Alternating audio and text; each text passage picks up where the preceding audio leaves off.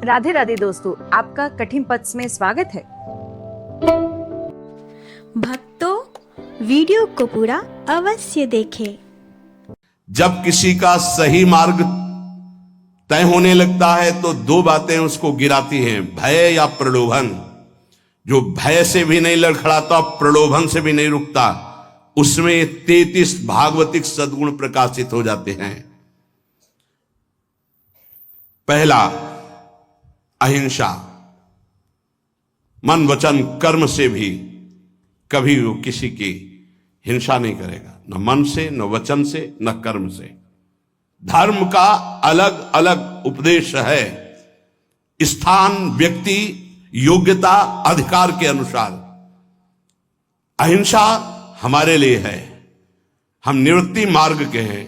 आप एक वीर योद्धा हैं राष्ट्र रक्षा के लिए, तो आपके लिए कठोरता चाहिए हृदय में। यदि आप दयालुता धारण करेंगे तो हमारा राष्ट्र संकट में पड़ जाएगा। आपके लिए माला चलाना नहीं, आपके लिए गोली चलाना भजन है। आप अपने धर्म से युक्त रहिए। अर्जुन जी कह रहे मैं सन्यास लेकर भिक्षा मांगकर खा लूंगा, युद्ध नहीं करूंगा। भगवान कह रहे गलत, पर धर्मो भयावहा, स्वधर्म का पालन कर, इस समय नहीं भय को प्राप्त हो जाएगा। ये परमार्थ के पथ पर जो भगवत प्राप्ति के मार्ग में चला है, जिसको भगवान ने ये मार्ग दिया है, उसके लिए पहला सद्गुण अहिंसा। मन से, वचन से, कर्म से किसी की हिंसा नहीं करना। हिंसा और अहिंसा का निर्णय स्थान, अवसर, धर्म की स्थिति के अनुसार दिया जाता है, ना कि सार्वभौम। सार्वभौम अहिंसा का सिद्धांत नहीं चलेगा। हमारे धर्म का नाश करने आ रहा, हम अहिंसा व्रत लेकर बैठे, हमारी मर्यादा, हमारे राष्ट्र, हमारे धर्म का नाश करने जा रहा, तो इस समय हिंसा ही अहिंसा से बढ़कर के भी है, ये समझना होगा। इसलिए बहुत विवेक परमार्थ में चाहिए।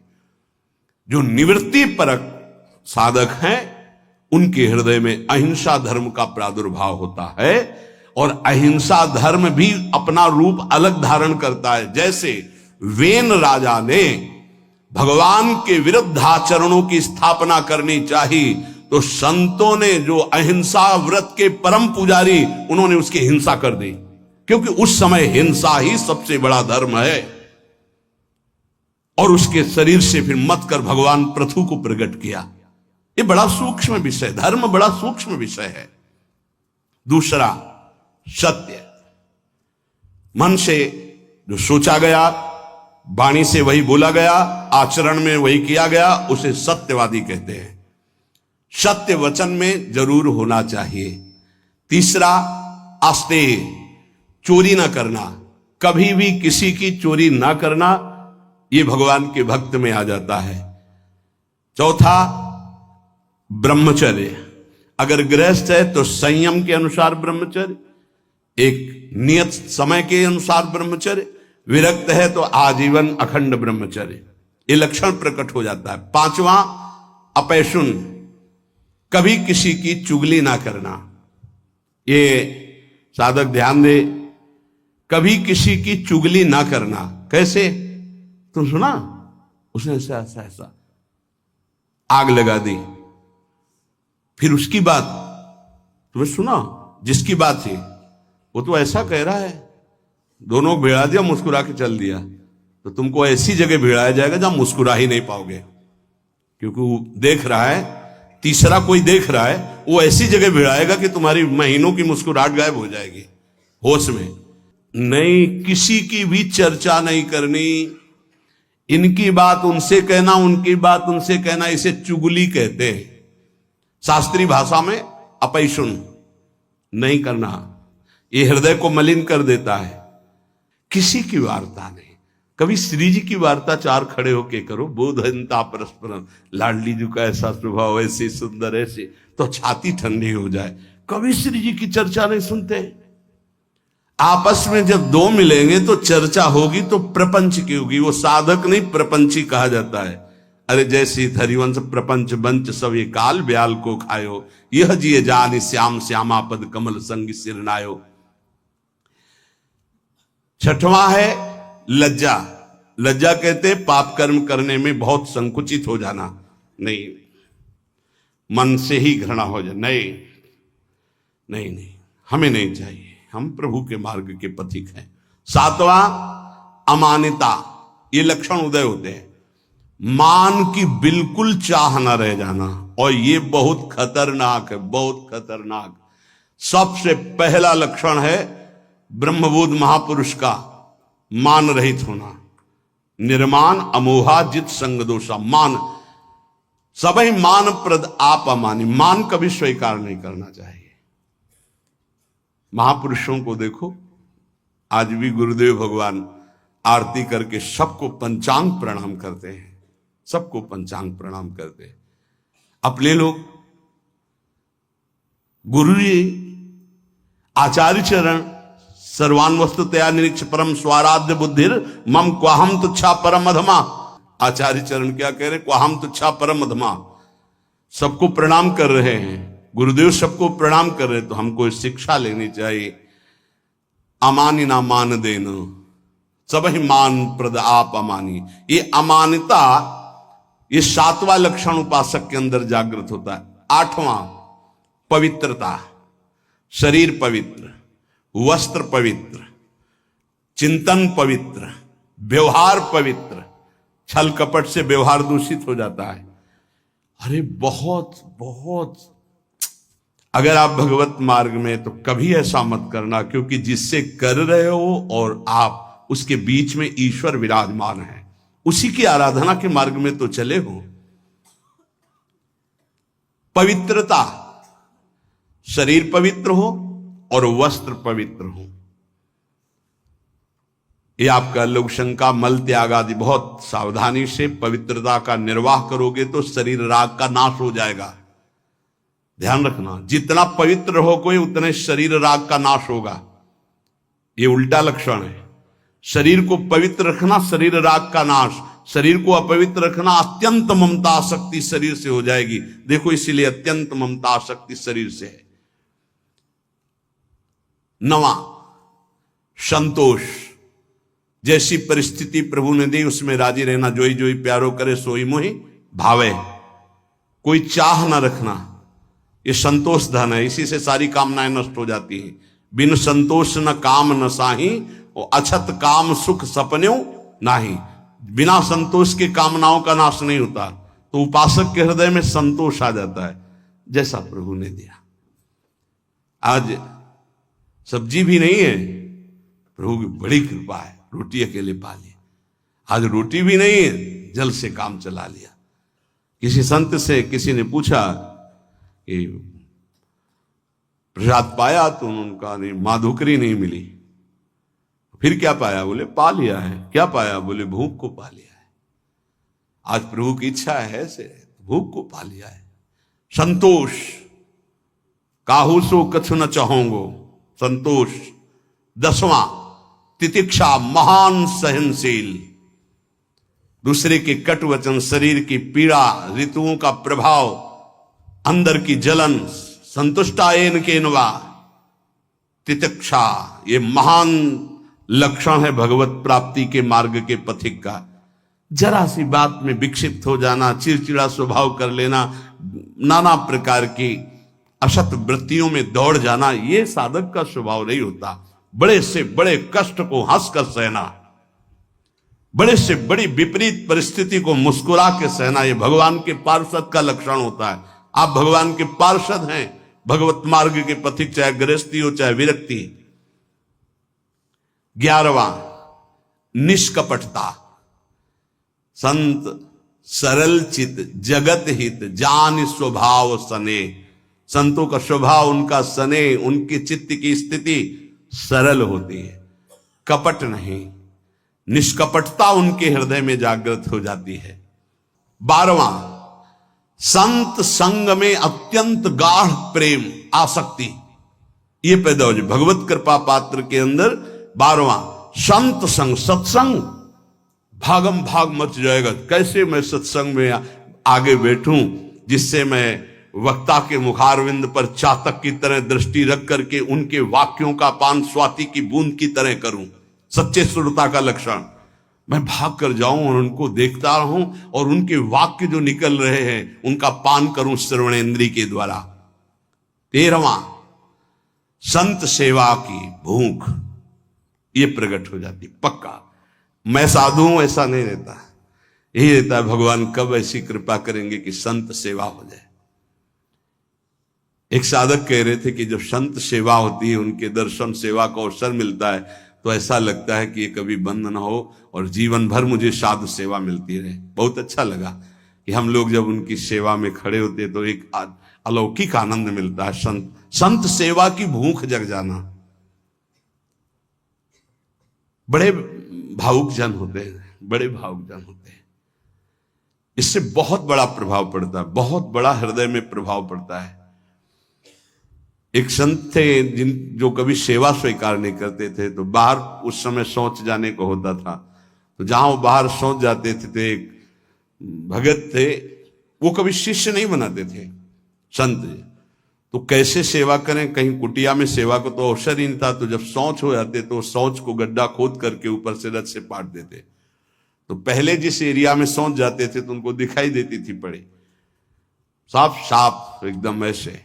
महीनों हो गया, तो एक दिन छुप करके देखा तो वो कर नजदीक गए, कहा भाई ऐसी ये वृत्ति आप करते हो मुझे पसंद नहीं, आप क्यों करते हो? उनका भगवान मुझे लगा था कि संत सेवा करना चाहिए, आप प्रगट में कोई वही उन्हीं को शिष्य बनाया और अपनी सारी आंतरिक धरोहर उनको सेवा से बहुत, पर सेवा ऐसी छुप कर या कोई जान न पावे या उसको जलाने की चेष्टा ना हो, उससे मान सम्मान प्रियता प्राप्त करने की इच्छा ना हो, ये सेवा का भाव बड़ी कृपा से प्राप्त होता है। संदीपनी जी अपने गुरु जी की सेवा के प्रताप से ही जगत गुरु भगवान श्री कृष्ण के गुरु बनने का पद प्राप्त किया। सेवा में बड़ी सामर्थ्य है। स्वयं रघुनाथ जी गुरु सेवा संत सेवा के इतने इच्छुक कि विश्वामित्र जी की आज्ञा में रहे, उनके साथ साथ रहे, उनके चरण दबाए, उनके जिनकी आज्ञा का पालन समस्त वैदिक ब्रह्म ऋषि सिद्धांत पूर्वक करते हैं, वो प्रभु आज्ञा पालन कर रहे हैं विश्वामित्र जी की, हर कदम पर आज्ञा लेकर जा रहे हैं। 14वां, तप।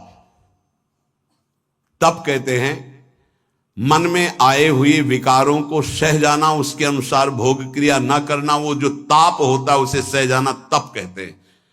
अपने परमार्थ मार्ग में चलने में जो कष्ट मिलता है उसको हंस के सह जाना, उसे तप कहते हैं। जैसे किसी को भी नींद ना आती हो तो इस समय आराम से आ जाएगी घर में आराम से, लेकिन आप नींद का त्याग करके तो प्रणाम करते हैं। कहते हैं कलयुग चल रहा है, प्रणाम करते 10-10 20-20 हजार लोग मार्ग में, अगर हम वहां से 2:15 बजे निकलते हैं तो वो कै बजे से लगे होंगे, कै बजे खड़े रहे होंगे, कहां से आए होंगे, और किसी के चेहरे में कोई निराशा नहीं, नाचते हुए उत्साहित होते। मुझे तो सतयुग दिखाई दे रहा है, सब राधा राधा राधा राधा राधा। कहां उनकी नींद है, कहां उनकी सुविधाएं, छोटे छोटे गोद में बच्चे लिए धक्का खाते हुए खड़े हुए, बलियारी उनको प्रणाम है। क्या देखने के लिए खड़े हैं? क्या मिल जाता है उनको? ना एक चाय मिलती, ना एक लड्डू मिलता है, ना उनको ऐसे भी तो नहीं होता कि, और ऐसे है भी क्या, आया क्या कुछ तुम्हारे पास है? ऐसे कुछ आया क्या? कुछ नहीं, कुछ नहीं, नहीं तो हम कर तो रहे नहीं, लोग ऐसे नहीं। अगर कुछ आया हो तो बताओ, कुछ नहीं आया। राधा राधा राधा आया, बोलो या ना बोलो, राधा राधा राधा कान में आया, श्रवण में सुना, तुम्हारा मंगल हो गया। कैसे भगवान की कृपा पात्र जन हैं। अपने तो संत नहीं है, संतों की चरण धूल के आश्रित हैं। वो केवल संत दर्शन मात्र के लिए दूर दूर से गाड़ियों से आकर के रोड में खड़े। आप सच्ची मानिए, जब दृश्य देखिए वहां पार्क, उधर से जब मुड़ते हैं तो दोना पत्तल कीचड़, जहां कूड़ा है वहां वो खड़े हैं, तो उनके चरणों में मन प्रणाम करता है कि उनको ये नहीं कि मैं कीचड़ में घुसा खड़ा हूं या ये अशुद्ध दोने पत्तल उनके ऊपर खड़ा हूं, वह कहीं से भी दर्शन हो जाए मैं खड़ा हूं, प्रणाम है। तप, अपने धर्म के पालन में जो कष्ट मिलता है उसको सहना। अपने धर्म के पालन में जो कष्ट है उससे, जैसे आप संयम से चल रहे हैं तो काम वेदना जागृत हो रही, कोई आपको कट वचन कह रहा तो क्रोध वेदना आ रही, आप अपने परिवार के मोह का पोषण नहीं कर रहे तो मोह जला रहा है, आपके पास अर्थव्यवस्था नहीं तो लोभ आपको सता रहा है, कई तरह की ऐसी वेदनाएं ताप हैं, पर साधक उधर ध्यान न देते हुए वो भगवान की तरफ बढ़ता, उसे ही तपस्वी कहते हैं, भारी तपस्या इसे कहते हैं। 15वां स्वाध्याय, अपनी वाणी जी का गायन और शास्त्र सिद्धांतों का स्वाध्याय। ये अगर आप नहीं भी करते हैं तो सुनने को मिल रहा है आप सबको, स्वाध्याय करने की रुचि बढ़ जाती है। देखो, जिनका हृदय अपवित्र है, जब वाणी जी होगी यहां बैठेंगे नहीं, यहां नहीं बैठेंगे, आपको बाहर मिलेंगे, क्योंकि मन बर्दाश्त नहीं कर पा रहा वाणी जी के श्रवण में। और जिनका मन निर्मल है, शांत वाणी जी में दृष्टि, उधर गायन हो रहा, कान में पड़ रही, अहो भाग्य, बैठे रहो, ये बंद करो, जो उद्दंडता है मन की बंद करो। सम दम, सम इंद्रियों को बहिर्मुख होने से बचाओ और अंतर्मुख रखो। दम मन का निग्रह करो, मन जो भोगों की तरफ जा रहा उसे प्रभु की तरफ लगाओ, बार बार हटाकर भोगों से प्रभु की तरफ लगाना मनोनिग्रह, और इंद्रियों को विषयों से हटा करके बार बार प्रभु की तरफ लगाना इंद्रिय निग्रह। शम दम, दान विनय, ये 17वां दान। अगर आपके पास 100 रुपए हैं, किसी को बीमार देख रहे हो, कष्ट में देख रहे हो, या साधु सेवा या गौ सेवा जो हमारे धर्म के स्तंभ हैं, अगर 1 रुपए भी दे देते हो धर्म की कमाई का तो बहुत बड़ा दान है। बेईमानी करके आप 1 लाख देते हो, उसका कोई महत्व नहीं है, क्योंकि वो बेईमानी करने जिसके पास जाएगा उसकी बुद्धि को भ्रष्ट करेगा। धर्म के द्वारा कमाया हुआ यदि 1 रोटी भी दे देते हो तो वो दान माना जाता है। और अगर कहीं ये मानकर दे देते हो कि आपकी वस्तु आपको समर्पित, तो सेवा बन जाती है।